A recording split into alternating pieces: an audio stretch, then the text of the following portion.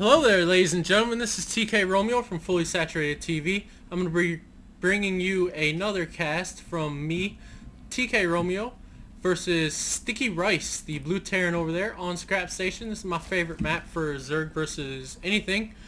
And we're going to be talking about how to deal with Terran mech, albeit that this game may not be the highest of level. We are in gold. That hopefully you will learn at least the basis of what you need to know to deal with Terran mech. Now, everything's pretty standard right here, so I'm just gonna sit here and tell you what's going on.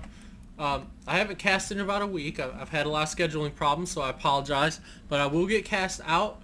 If you guys just stay loyal to the channel and have faith in me, then you will see some more casts, and I'm gonna be doing a lot of casts today just to kind of catch up on the channel. So hopefully you guys see that and you're like, oh, he's back, yeah, woo! And then you guys worship me and turn me into a god. So anyway, obviously we're going to see a supply depot down here and then a barracks, because you need a supply depot before barracks now. And what I'm going to be doing, and what I've been doing a lot lately on Scrap Station, is I'll send one overlord all the way to the middle and curve him down here really early, and my second overlord will come over here and sit right here.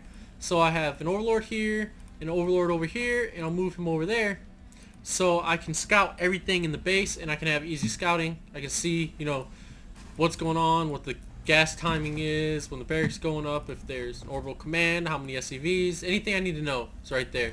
And that's the advantage of being Zerg on this map, because you have a free scout that's really quick, and you don't have to use a drone. So you're that much further ahead already. And I paused on accident, so I unpause there. Now let's check out the production tab. And I did go 14 hatch. You got my hatch going right there, and into pool and gas. Now, I always try and intercept their scout with a drone. You don't always have to worry about this, but I'm very paranoid about proxy stuff coming from the invading scout. Excuse me, guys. Yeah, he's gonna scout everything out, and I'm not too worried about him scouting that, because this is such a long distance of rush. So you gotta go woo all the way around here and come back up here. They have to do the reverse of that to get to me, so I'm not worried about them seeing my 14 or 15 hatch or whatever they think it is. He can send out early aggression as long as I'm spotting it right here. I'm going to be able to see everything.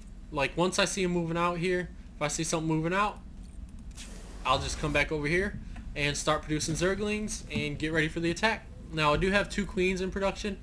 What I like to do when I expand is I'll wait to get a queen until this expansion is up. Even if I have my pool up before my expansion, I like to get the queens simultaneously, because you can kind of squeeze out like 1 or 2 more drones if you need to.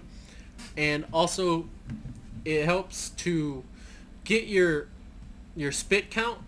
And what I mean by spit count, not by just like how many times you spit on your opponent, more as your queens spitting and how much energy they use. So if you have them both out at the same time, they're gonna have the same amount of energy most likely. So as long as you're doing pretty much the same thing with your queens, they're gonna be able to stay at an energy level that's the same, so you'll always have the same amount of energy on them. And this is a volley on mine. I had him moving up this way and coming back this way. Didn't pay attention to that marine. Since I knew I was gonna lose him, probably should have just had him move back, but no big deal, it happens. It's just one overlord out of millions that have died in the struggle of Zerg versus Terran. Now, very important on this map is creep spread. Well, on any map, creep spread, but this more important than I think anything else is to spread your creep a little bit this way, so you can see when the rocks are being broken down. And even if you don't spread creep that way, have an overlord, my overlord can see these rocks, so that's good. But you really want to more rely on creep than anything else to scout the map out for you in the mid game. Because if you have a lot of creep, you don't have to worry about sacrificing units for scouting or anything like that. I am supply blocked. I am pretty well saturated here. Not so much here, but I should be sending a transfer shortly. Yep, there goes my transfer of awesomeness. And let's check out the APM tab here. Currently at shitty, but no big deal because I am in Gold League and soon to be Platinum, ladies and gentlemen. Making my way up to Diamond. I will be there eventually. Don't worry, I am at least half decent at this game. Now I got these lings. Probably got a little too many lings, but when I expand, I'm always worried about early aggression. These could have been drones. However, I figured I'd get these just in case. If I see a push, even if I didn't see the push, I still have these guys. You know, I can go scout, which I will be using some lings to go scout down here to make sure there's not an expansion and to check out these rocks. Now, I am sacrificing my other overlord.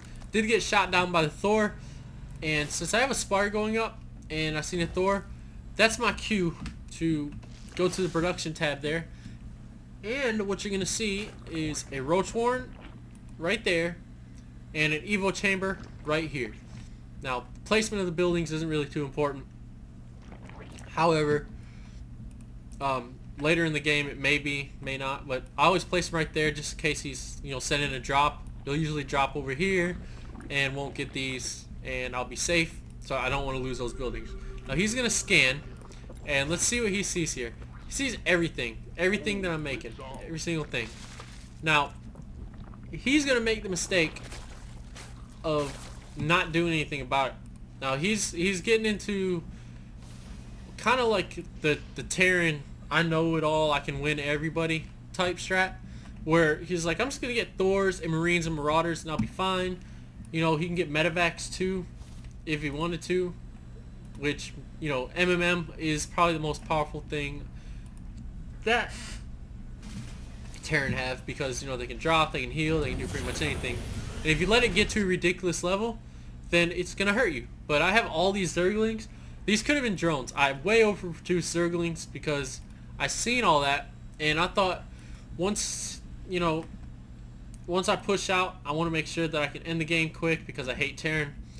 But, you know, I know I'm safe just keeping those there. It's in a little bit up here. So I'm going to go check for an expansion and see if I can take out some SCVs, and I don't see one. So right away, I know he's not taking this one because I got overlords there. So I'm going to think about the future of the game, and I'm going to take these rocks down because I know he's going to eventually have to expand there. Now, I'm worried he may have expanded here, or if he's dumb, right here. But I'm not super worried because I know he didn't expand there, so it's just going to be an extra expansion. If it's further out of the way, it's taking him longer to get it up. Now, I'm destroying these rocks. I'm getting roaches, burrow, and +1 carapace. The +1 armor helps out so much against these Thors. Now, we're just going to make a comparison real quick. Thors with no upgrades here, their regular attack is 30 damage, okay? Now, the javelin missiles are 6 to 12 depending on, you know, what they're attacking. Roaches automatically start out 1 armor. Now, the upgrade, when the upgrade comes, we're going to see how much more armor that gives you. Now, if you think of this, the armor taking away damage from the Thors is going to let you live just long enough to get another shot off or two, which could be the deciding factor in the game. Now, I'm going to run these guys up here because I think that I can take this out, and I'm attacking, and I do manage to take out 1 Thor, and then these guys reinforce. So once I see these guys move back down here, these guys are up here, they're almost done with the rocks. So, you know, obviously I lose all that, no big deal, no big deal. I'm just going to throw these guys in here because I'm pretty sure that the wall's going to be down, and also there's not going to be much up here. So I send them in, I kill these Marines, and right into the mineral line I go. Now, even if I don't kill anything very well, or let's see here, income. I'm going to completely halt his income. All his SCVs move down there. I'm just picking off whatever I can with these lings. A Thor comes out. He's just going to start firing. Now, my lings are going to attack. I already did the damage I want to do, so I'm going to move these lings up and try and finish this off. I attacked it earlier, and it's almost dead, so I can do that because I'm badass. Now, then I'm going to send mutas in here. I believe I hit that with mutas earlier, that's why I was so low, but could be wrong. Now, important thing to know about your mutas when going against Thors or Marines or anything, try and keep them spaced out. Like if you just fly over something and then hit the hold position button or the stop button, they won't clump up. But hold position, I believe, Yeah, I believe that it's hold position. If you hit stop, I'm pretty sure they still clump up. We'll test that later. But you want to pick off what you can and get out. Now, I'm pretty sure this is going to burn down. And it's not going to supply block him, but it's still going to hurt. And he should really repair it, but he doesn't. Just kablam. Now he lost that much more supply. He's got these thors moving out. Didn't even bother to repair this one. He's got 10 kills. It's all lings. If you're going to do some kind of heavy thor build, you want to make sure you repair your thors because they're so expensive. Now, let's just check this out. Thor, 300 minerals, 200 gas, 6 supply. That's a lot. That is a hell of a lot. All my stuff that I'm using is 1 or 2 supply. I'm not using anything big. Now, 6 supply, that's pretty much a whole, like almost a whole supply depot. Now, I see these moving in. I got my roaches burrowed. I send these guys in to kind of distract them. I didn't mean for them to get hit. I was going to wait and attack when these roaches, when they were getting closer to the roaches. So they would be attacking my mutas while my roaches unburrow on them, and my mutas could just run away. But no big deal. We're going to zoom in here and watch this in cool vision, as I like to call it. And they're just walking around. Let's look at his view. Oh, and he sees those. He sees them. And the roaches just come up and they're just like, kill all the thors, kill all the thors. Now, go back to everyone cam, and you see my mutas coming in here to kind of help. They clumped up a little bit, but I didn't move them again, so they didn't clump up. Now, here's where I mess up a little bit. I could have saved a lot more units. I burrowed, and instead of doing anything else, I had them attack the marauders. Should have had these guys attack the marauders and move the roaches down here to kind of hold the marines back, but I didn't. But I still cleaned this up, but I could have cleaned it up a lot better.